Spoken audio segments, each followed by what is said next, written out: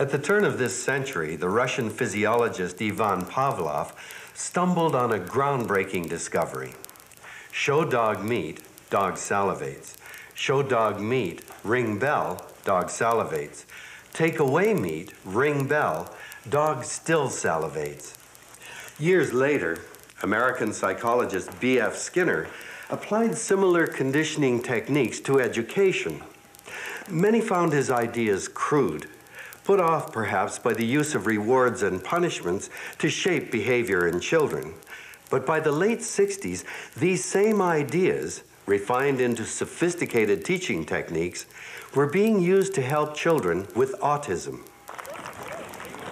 In New Jersey, the Princeton Child Development Institute has practiced applied behavioral analysis for over 20 years. Its science-based approach to autism attracts professionals from around the world. Of the children under 5 who come here, over half will progress to regular school classrooms. Yet many arrive with almost no language. Davide, look. Who's that? Da, V, day. Good, look at Davide. Focusing their attention is the first step to learning. Good, nice waving, that was great. Davide, show me arms up. Oh, good looking at you with your arms up. Davide, look. Refuse to let them withdraw. Grab and hold their attention. Reward them with food, coins, tickles, hugs, praise. Show me jumping. Yay! Good jumping, that was great. Look. Say, I'm cute. Co-director Patricia Krantz. These children really are racing against the clock. They need hours of intensive intervention to compensate for what they haven't learned, perhaps in the first 3 years of their lives. If we think about what most 3-year-olds already know, they know who they are in terms of themselves versus other people in their environment. They know something already about what it means to be a boy or a girl. They know something about their identity as a 3-year-old, a child versus an adult. And people with autism don't have those concepts at age 3. Amtek was almost 4 when he came here, cut off, unable to look you in the eye. 4 months later, he's a different boy. What's your name? Okay. Antek is right. Antek, how are you? Okay. Oh, I'm glad to hear that. How old are you? 4 years old. 4 years old? Wow, I can't believe it. Are you a boy or a girl? A boy. You're so smart, you are a boy. Is this an apple? No. No, of course that is not an apple. Good for you. What's my name? Dawn. Oh, yes, my name is Dawn. And I like the way you're looking. That earned your last penny for talking to me. There are principles of really good positive reinforcement, starting out with something highly meaningful like food, but then progressing to hugs and tickles and laughs and things that the children really learn to enjoy.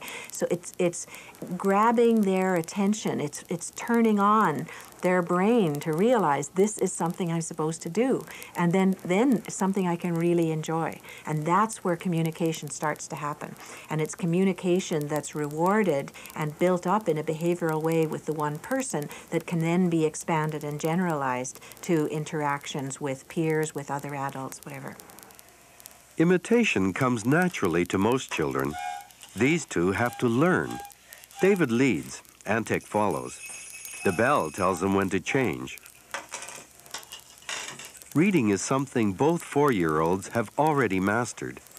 By stressing academic skills early, PCDI can focus on the social behavior these children so urgently need to acquire.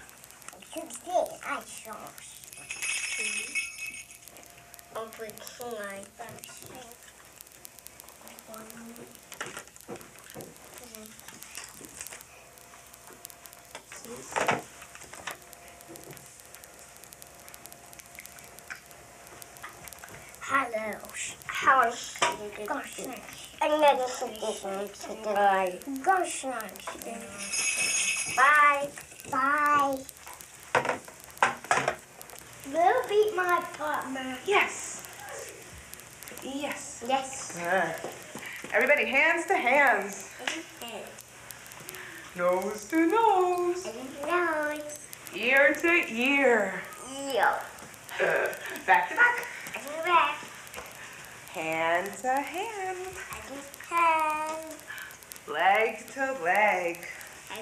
Leg. Snickers and hoots, Snickers and hoots, Snickers and hoots, Snickers and hoots. Whoa! Yay! All right, that was great. Come, let's go back to class.